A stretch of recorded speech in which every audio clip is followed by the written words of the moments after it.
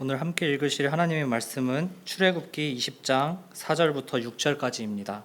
너를 위하여 새긴 우상을 만들지 말고 또 위로 하늘에 있는 것이나 아래로 땅에 있는 것이나 땅 아래 물속에 있는 것에 어떤 형상도 만들지 말며 그것들에게 절하지 말며 그것들을 섬기지 말라.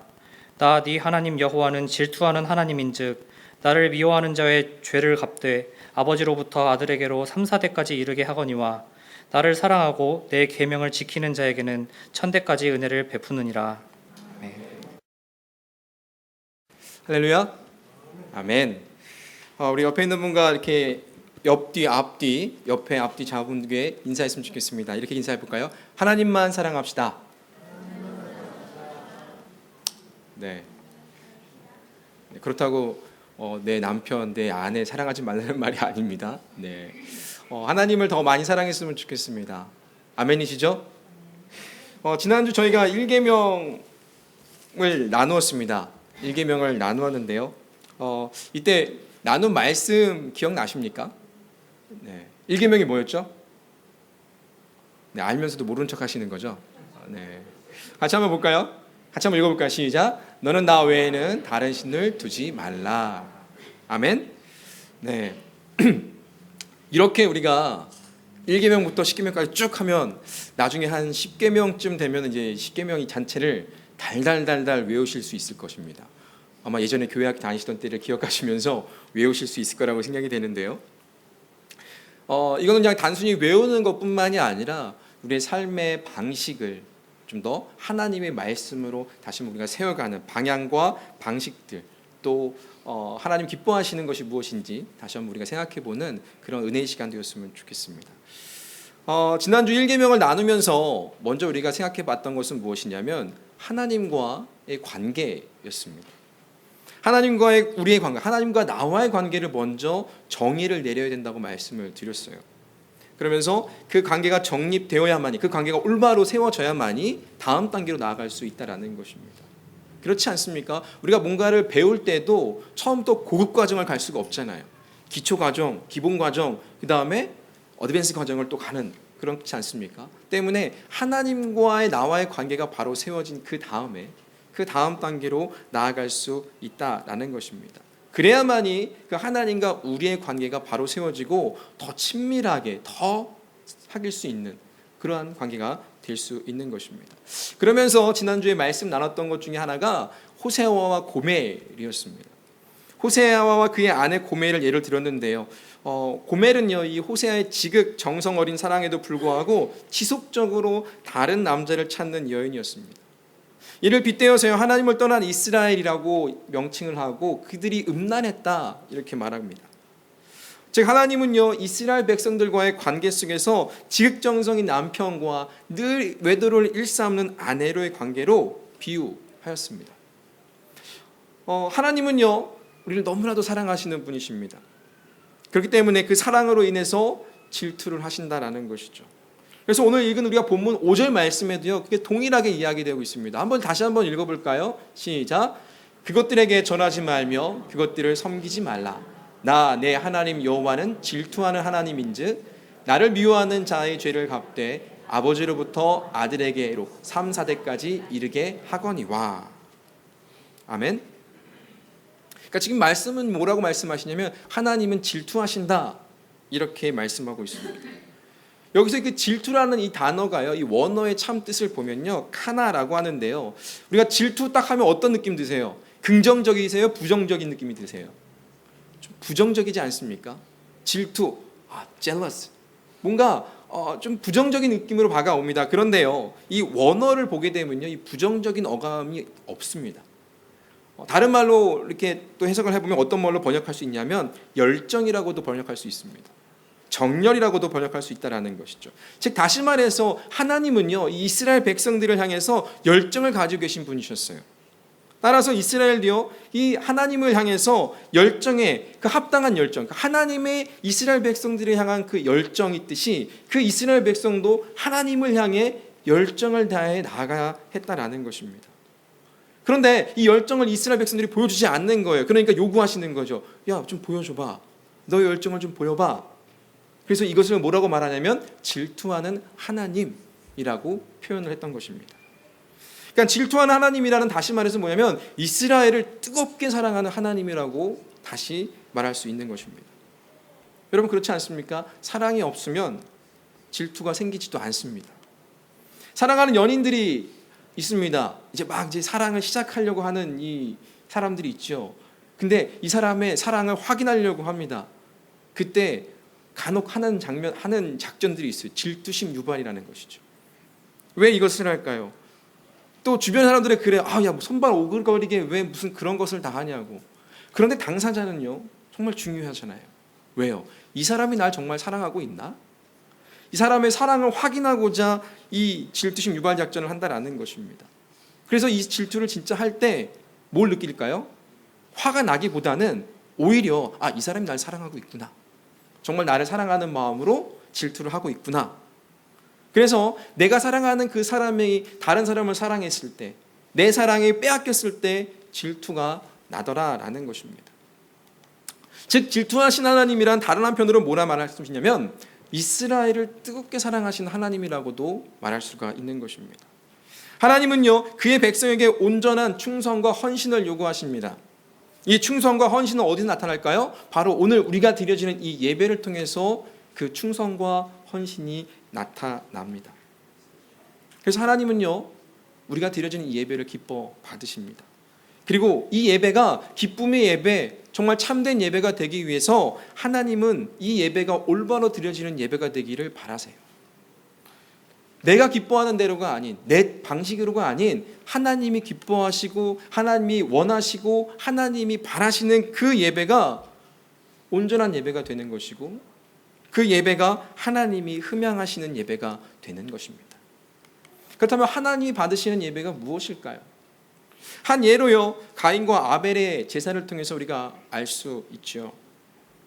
하나님은 가인은 하나님께 예배를 드렸습니다. 제사를 드렸습니다. 그런데 하나님은 그 가인의 예배를 받지 않으셨어요. 오히려 그 동생 아벨의 예배는 받으셨습니다. 자, 그렇다면 하나님이 가인의 것만 받지 않으시고 아벨의 것만 받으셨습니다. 그럼 통상적으로 보여지는 것은 무엇이냐면 왜 내가 잘못 드렸지? 왜 하나님이 받지 않으셨지라는 궁금증이 나와야 되는 거예요. 그런데요, 이 가인은 아벨을 쳐 죽입니다. 왜 그랬을까요? 성경은 말하고 있습니다. 그가 믿음으로 드리지 않았기 때문이라고 이야기하고 있습니다. 만약 그가 믿음으로 온전히 드렸다면, 이 가인이 믿음으로 자신의 예배를 온전히 드렸다면 그걸 알 거예요. 뭘? 하나님이 내가 믿음으로 드렸는데 받지 않으셨다? 그렇다면 내가 잘못됐구나. 내가 뭔가 바르게 하지 못했구나. 하나님이 기뻐하시는 대로 드리지 못했구나. 자신을 바꿔야만 합니다. 그런데 그렇게 하지 않았습니다. 얼굴이 변하였고 분하여서 동생을 쳐 죽였습니다. 왜요? 이 동생이 없으면 분명히 하나님 내 예배를 받으실 거야 라고 그가 생각했기 때문에 그렇습니다. 그래서요, 하나님은요, 하나님이 기뻐하시는 예배, 하나님이 받으시는 예배, 올바른 예배가 무엇인지 말씀해 주고 있는 것입니다. 이것은요, 사랑하는 여인들이 이제 다 사랑의 결실로 사귀고 결혼한 그 다음에 더 친밀한 교제와 사귐이 필요하게 되는데요, 이것도 우리 인간과 하나님과의 관계도 마찬가지입니다. 예배가요, 우리가 드려진 이 예배가 하나님과 또 우리 사이에 더 친밀한 교제와 사귐을 가질 수 있도록 하는 것입니다. 때문에 올바른 예배가 무엇인지, 하나님이 받으시는 예배가 무엇인지 알아야 한다라는 것이죠. 사랑하는 연인들이 사랑을 하지요. 그런데 다툽니다. 싸웁니다. 그리고 헤어지기도 합니다. 부부도 마찬가지죠. 사랑을 합니다. 자녀도 있습니다. 그런데 이혼하고 헤어지기도 합니다. 왜 그럴까요? 다들 물어봅니다. 다들 이유를 이야기합니다. 가장 많이 이혼하는 이유 첫 번째 1위가 뭐냐면 성격의 차이라는 것입니다. 서로 다른 삶을 살다가 한 가정을 이루고 한 만남을 가지고 교제하고 사귀다 보니까 다름이 보이는 거예요. 그런데 그 다름을 인정하지 못한다라는 것이죠. 서로 다름을 좁히지 못하는 그 원인이 됐다는 말입니다. 무슨 말일까요? 서로의 다름을 이해하고 그 사람이 원하는 것이 무엇인지 그 사람에게 맞춰줘야 되는데 그렇지 못하는 것이죠. 상대를 존중하고 배려하고 이해하려는 노력보다는 내 방식, 내 뜻을 고집한다라는 것입니다. 난 지금 평생을 이렇게 살아왔는데 이것을 바꾸라고? 나는 바꿀 수 없어. 네가 바꿔. 이런 성격 차이가 있다라는 것이죠. 그리고 이기적인 마음과 상대를 구속하려는 이런 방식들, 이러다 보니까 불협화음이 생깁니다. 갈등이 생깁니다. 그러다 보니까 결국 서로 갈라지게 되는 것이죠. 무엇입니까? 올바른 교제와 사귐, 그리고 앞으로 지속적인 그런 사랑을 할 수 있는 방법을 몰랐기 때문에 그런 결과가 나타난 것입니다. 그래서요, 올바른 예배를 통해서요, 우리는요, 하나님과 나의 관계, 친밀하고 정말로 끈끈한 그 사귐이 우리 안에서도 필요하고 그것이 정말로 중요한 것입니다. 우리가 신앙생활함에 있어서요, 가장 주의해야 하는 것이 무엇이냐면 내 방식대로입니다. 내 뜻대로입니다. 하나님이 기뻐하시는 대로, 하나님이 원하시는 대로, 하나님이 바라시는 대로 해야 됨에도 불구하고 내가 원하는 방식, 내가 쉽게 하는 방식으로 하다 보니까 문제가 생기는 거예요. 난 이걸 너무 잘하는데? 난 이게 너무 편한데? 그렇게 나는 열심히 예배합니다. 열심히 신앙생활을 합니다. 그런데 그것은 헛된 열심이었던 것이죠. 출애굽기 32장에 보면요, 모세가 40일간 시내산에서 야훼 하나님과 함께 있는 동안에 이스라엘 백성들이 우리를 인도할 신을 만들어라, 우리를 인도할 신을 만들라고 강하게 강조하고 강요합니다. 그러자 아론은요, 그 등살에 못 이겨서 그 신을 만듭니다. 백성들의 금고리를 다 모으죠. 금을 다 모읍니다. 그리고 송아지 형상의 우상을 만듭니다. 그리고 아론은 선포합니다. 이 송아지 형상을 보면서 이스라엘아, 이는 너희를 애굽 땅에서 인도하여 낸 너희 신이다, 이렇게 선포합니다. 그리고 부르면서요, 그날을 여호와의 절일로 선포합니다. 그리고 그 형상을 앞에 두고 그들은요, 화목제와 번제를 드리면서 축제를 벌이는 거예요. 그들이 그냥 축제를 벌인 것이 아니에요. 야, 이게 이제 우리 하나님이야. 우리를 인도하여 낸 하나님이야. 이제 우리 앞으로 가나안 땅으로 인도할 하나님이야 라고 그들이 기뻐 예배한 것입니다. 하나님을요, 금송아지 형상으로 만들어서 예배했습니다. 하나님은 이 예배를 받으셨을까요? 아니요, 받지 않으셨습니다. 왜요? 이것은 하나님이 원하시는 방법이 아니었기 때문입니다. 하나님이 바라시는 방법이 아니었기 때문입니다. 여러분 생각해 보세요. 40일 동안요, 자신들의 리더로 세워졌던 이 모세가 보이지가 않는 거예요. 자신들이 불안합니다. 그리고 앞으로 인도할 지도자가 없는 것 같아요. 그런데 그들이 생각해 보니까 하나님이 지금까지 그들을 인도하셨어요. 그 광야에서 인도하셨으니까, 야, 그렇다면 하나님만 있으면 돼. 하나님만 있으면 된다는 생각으로 그들은 눈에 보이지 않는 그 하나님을 눈에 보이면 얼마나 좋을까? 그래서 그들이 그 눈에 보이도록 하나님의 형상을 만든 겁니다.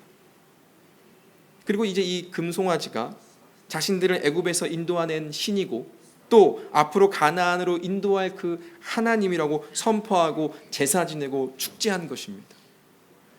그들이 그냥 우상을 만든 것이 아니에요. 저 금송아지가 하나님이라고 그들이 믿기 시작한 거예요. 눈에 보이지 않던 하나님을 이제 자신들의 눈앞에 특이한 형상으로 떡하니 있으니까 어땠을까요? 얼마나 좋았겠어요. 하나님은 보이지 않는 분이셨어요. 만질 수도 없는 분이셨어요. 그런데 이제 볼 수 있어요. 만질 수 있어요. 그러니까 얼마나 기뻐요. 그리고 보이지 않는 신이 아닌 보이는 신을 향해 경배하고 예배하고 축제를 벌인 것이었습니다. 그들은요, 하나님을 예배한다고 했습니다. 그들이 다른 신을 예배한 것이 아닙니다. 이방신을 예배한 것이 아닙니다. 하나님을 예배한 것입니다. 그러나 정작 그 방법이 잘못되었음을 그들은 깨닫지 못했습니다.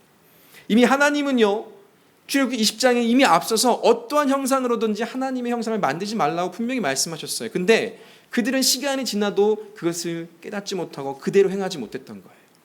그리고 형상으로 하나님을 만들어 버렸습니다. 이것은 무엇일까요? 자기가 하고 싶은 대로, 자신들이 생각하는 대로, 자신들이 좋은 대로 형상을 만들어 버렸던 것입니다. 혹시 이 표시 보셨습니까? 네, 저희 교회 로고가 있습니다. 네. 화면을 보시는 저 로고인데요. 지난 락다운 때 이제 교회 안에서 이제 예배 드리잖아요. 근데 교회에서 예배를 못 드리고 또 이제 온라인 예배를 드리다 보니까 유튜브 채널을 이제 이렇게 개설을 해서 해야 되는데 거기에 보니까 이 프로필 사진이라고 해야 되나요? 대문 사진이라고 해야 되나요? 누가 그러더라고요. 대문 사진 하면은 노땅이고 프로필 사진은 풀필이라고 해야지 이제 요즘 세대 사람이라고 하던데 어쨌든 이게 필요한 겁니다. 그래서 제가 잘 알고 있던 디자이너 한 분이 계셨어요. 그래서 그분에게 요청을 했습니다. 우리 교회에 로고가 필요할 것 같습니다. 그래서 좀 더 세련되고 좀 멋진 로고가 있었으면 좋겠습니다. 이제 그러면서 그분이 물어보시는 거예요. 그럼 교회의 그 뜻과 교회가 나아갈 방향성과 또 목회라든가 어떻게 설립되었는지 이런 스토리를 이야기를 해달라고 부탁을 하시더라고요. 그래서 제가 교회에 지나온 역사와 앞으로 나아갈 방향들을 막 설명을 해드렸어요. 그때 몇 개 시안을 보내주셨습니다. 그리고 그 시안 중에서 우리 장로님들과 함께 이것이 참 좋을 것 같습니다. 그래서 저 로고를 선택하게 되었습니다. 말씀 위에 세워진 교회로 시작했던 이 교회가 정말 말씀으로 나아가려고 하는 그런 방향성을 잊지 말자라고 해서 이 로고를 선택했던 것이죠.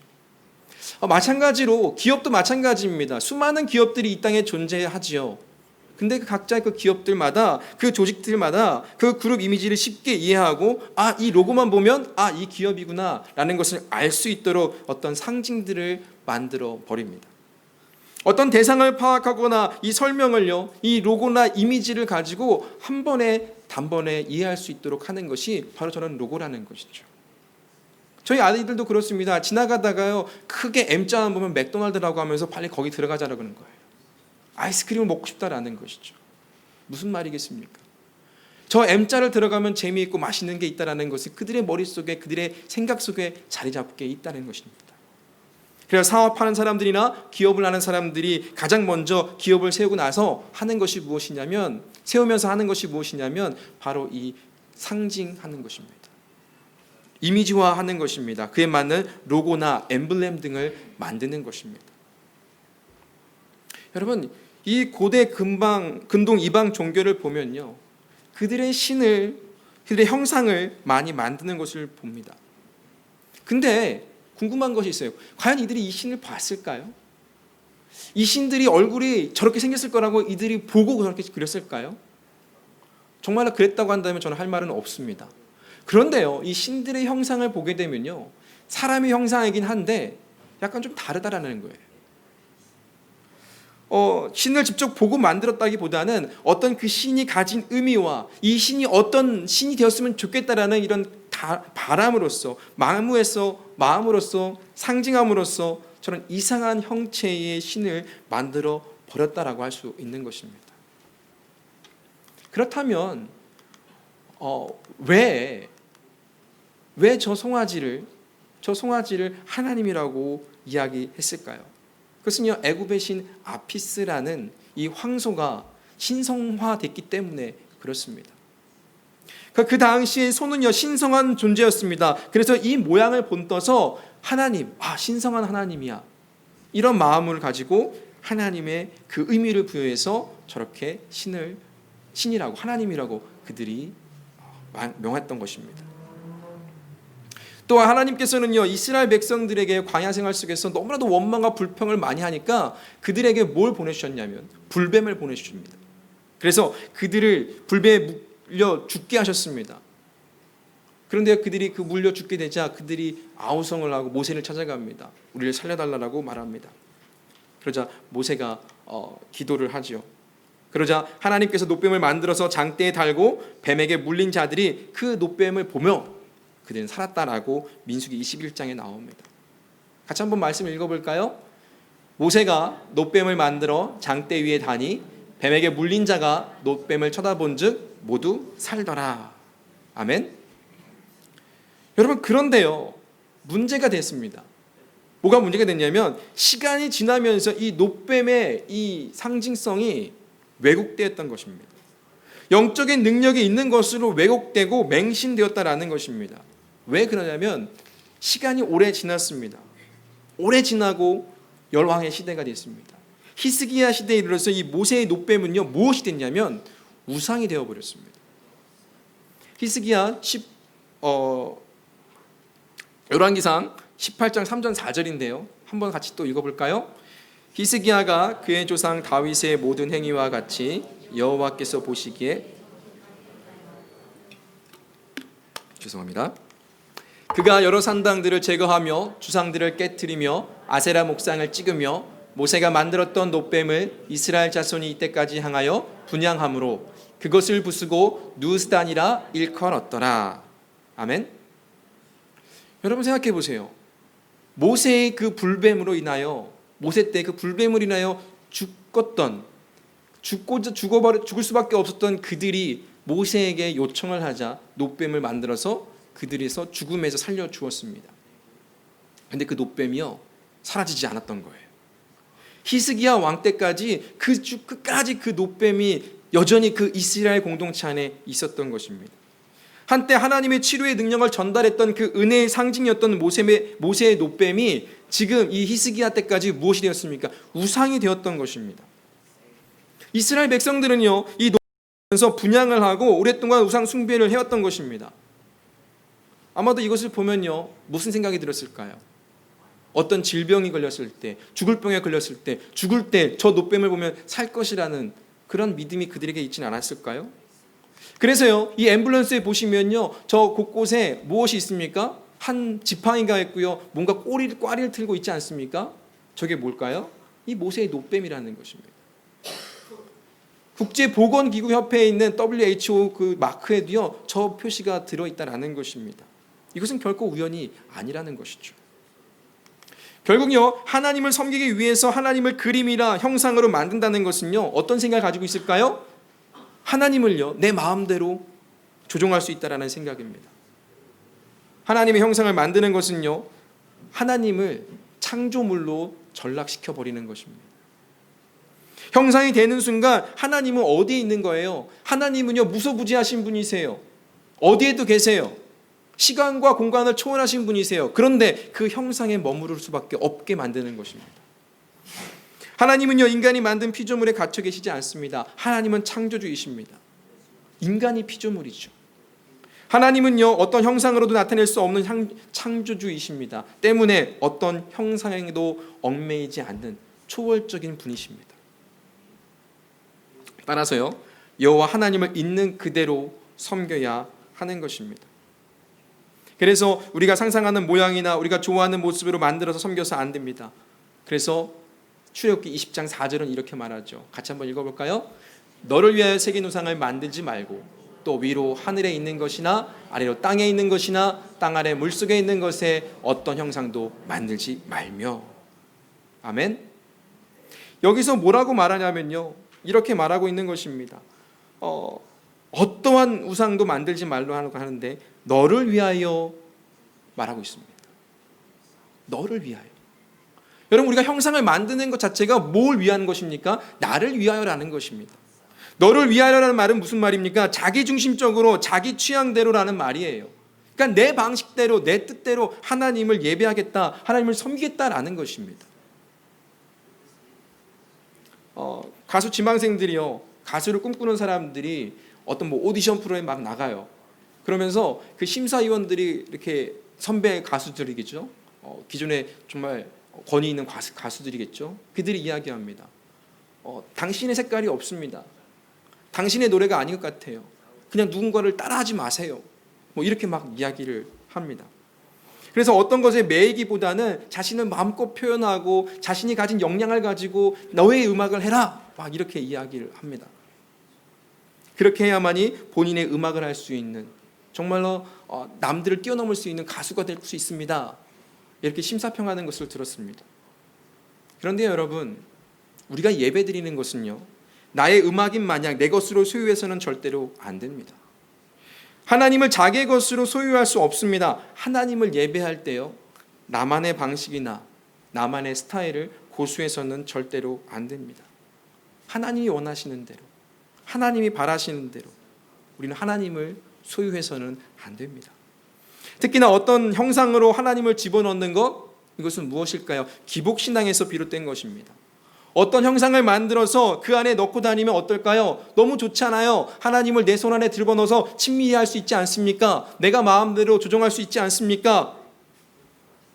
이건 누가 하는 짓일까요? 무당이나 점쟁이들이 많이 하지 않습니까? 신이 노하였다.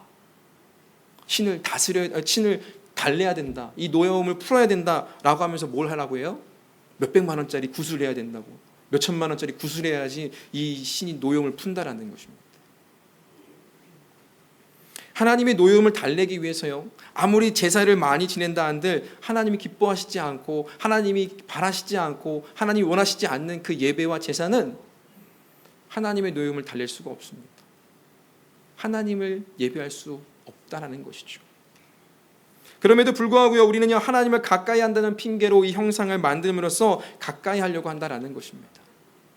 하나님이 보이지 않으니까 멀리 있는 것 같아요. 그런데 어떤 형상을 만들어서 이게 하나님이라고 한다면 이것은 하나님이 늘 나와 함께함으로 말미암아 너무 좋은 것 같아.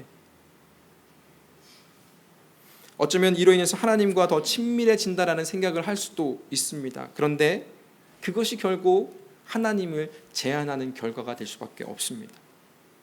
하나님은요, 어떠한 형상으로 우리와 함께 하시는 분이 절대로 아닙니다. 무소부재하신 하나님이세요. 영이신 하나님이세요. 언제 어디서나 우리가 무엇을 하든지 어디에 있든지 함께 하시는 임마누엘 하나님이신 줄로 믿습니다. 우리가요, 영적인 존재로서 영이신 그 하나님과의 친밀한 교제를 할 수 있어요. 이 모든 피조물들보다도요, 오직 인간만이 하나님의 모양과 형상대로 창조되었다고 성경은 말하고 있습니다.